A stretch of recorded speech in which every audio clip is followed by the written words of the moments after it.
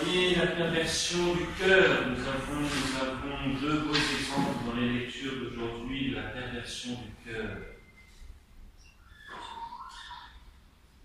D'abord, une femme innocente qui est accusée d'adultère, ou de fornication, peu importe.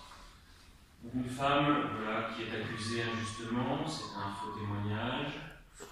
Et elle n'a bien sûr pas de moyens pour se défendre. Elle sait que de toute façon, si on l'accuse et qu'il n'y a pas d'autres témoins pour faire un contre-témoignage, elle est fichue. Et donc elle sera mise à mort. Et nous voyons sa réaction. Nous voyons sa réaction. Et c'est sa réaction qui doit bien rentrer dans notre tête. Parce que nous devons avoir des réactions, des manières de faire qui soient évangéliques. Même si là on est dans l'Ancien Testament. Et nous avons des réactions, nous ne pouvons pas avoir des comportements qui ne soient pas évangéliques, sinon nous ne sommes pas chrétiens. C'est terrible de se dire chrétien, mais d'avoir les réactions et les manières de faire de ceux qui ne le sont pas. Et c'est ça notre problème à nous. Parce que chrétiens nous le sommes, par le baptême, la confirmation et compagnie, mais nous n'avons pas forcément les manières de faire évangéliques. Donc, cette femme, comment va-t-elle réagir à ce faux témoignage, à ce faux témoignage, au fait de dire qu'elle était avec ces hommes-là, elle a commis le péché, etc. Il n'y a pas d'autres témoins, il n'y a personne, donc c'est une parole contre une autre, devant des juges qui étaient à moitié pervertis. Comment va-t-elle réagir? Commence-t-elle à se mettre en colère, à chercher un avocat, et l'avocat de l'avocat, et ainsi de suite, et ainsi de suite, et à réagir, à réagir tout simplement? Eh bien non. Qu'est-ce qu'elle fait? Elle se tourne vers Dieu et elle dit que de toute façon sa conscience ne lui reproche rien et qu'elle sera jugée par Dieu et par Dieu seul. Et qu'à partir de ce moment-là, elle est tranquille. Elle n'a pas besoin de se justifier. Elle n'a pas besoin de se défendre. Et s'il faut, elle se fera couper la tête. C'est une réaction, c'est extrêmement difficile ce genre de réaction, mais c'est comme ça que nous devons faire. La vérité, il n'y a que Dieu qui la connaisse parfaitement, et c'est lui qui la défend. Et c'est lui qui rendra justice à la fin du temps. Et chacun recevra son dû. Donc une conscience qui est limpide, qui est claire, qui n'a rien à se reprocher, n'a rien à craindre, y compris de la condamnation des hommes.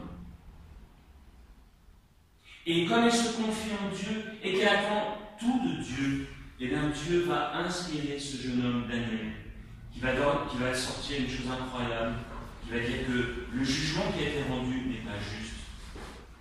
Et à ce moment-là, le Seigneur va aussi lui montrer la manière de faire et de sortir de l'ornière, Suzanne de l'ornière. Il va lui inspirer ce jugement, qui rappelle celui de Salomon. Eh bien, interroge-les séparément, demande sur quel arbre a-t-elle péché. Et voilà qu'ils disent deux choses différentes, donc les deux témoignages, à dégager. Et voilà que Suzanne, est sauvée. Il n'a pas été sauvée par des avocats, par le fait qu'elle se soit mise en colère. Est-ce que vous avez vu de la colère chez Suzanne? Où est la colère dans l'Évangile? Est-ce que la colère est évangélique? Non. Non.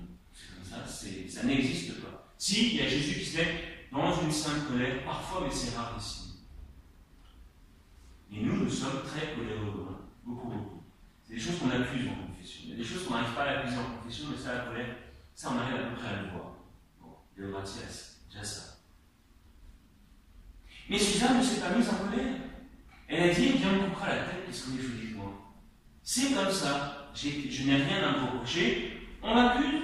Eh bien, tant pis. Voilà. Parce que moi, je n'ai pas d'attachement à cette terre. Je ne tiens pas à mon petit truc, à mon petit bien, à ma réputation.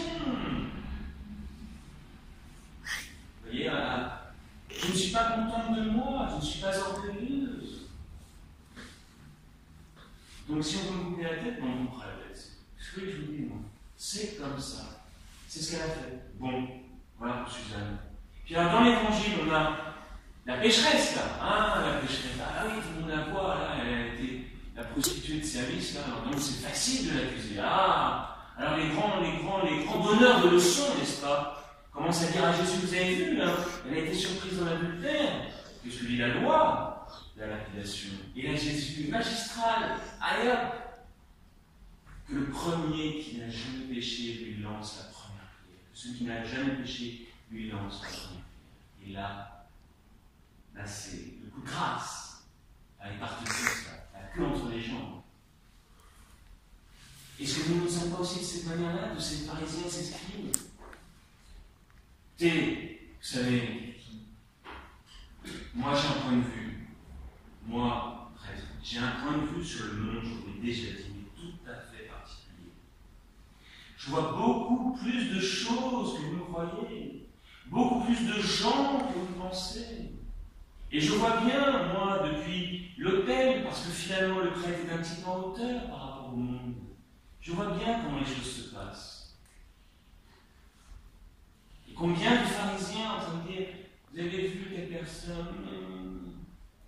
Eh bien Jésus répond, mais que celui qui n'a jamais péché lance la première pierre. À ce moment-là, on commence à se regarder en vérité. Et au lieu de regarder les autres, on se regarde soi-même. On passe notre temps à juger les uns et les autres. C'est soi-même qu'il faut regarder. Et si on ne se voit pas, c'est qu'on n'est pas sous la lumière de Dieu. Parce que la lumière, c'est pas nous la lumière, c'est le Christ la lumière. Et c'est lui qui nous éclaire sur nous-mêmes. Mais encore faut-il arrêter de mettre les projecteurs sur les autres et mettre le projecteur sur soi. Demander enfin que le Seigneur nous éclaire sur nous-mêmes en vérité. On ne cherche à juger les autres, on est incapable de juger. Et ne croyons pas que le Seigneur nous a dit que ce qu'elle avait fait était bien. Il n'a pas dit que le péché était bien. Attention, c'est bien différent. Il lui a dit, je ne te condamne pas, va et ne pêche plus. Mais je ne te condamne pas. Bien sûr que tu as fait des péchés, c'est vrai, c'est sûr, c'est certain. Mais ce n'est pas une raison c'est pas une raison pour te condamner. Donc Jésus ne dit pas que le péché n'est pas péché. Le péché est péché. Mais il dit à scribes aux pharisiens que celui qui n'a jamais péché lui lance la première pierre. Mais je vais faire attention à la manière de faire, de nous comporter avec les autres, notre comportement avec les autres, notre manière de faire avec les autres provient du fait qu'on les juge avant. Je juge les personnes et en fonction de mon jugement, je me comporte de telle ou telle manière. Celui-là, il est bien, celui-là, il est mal.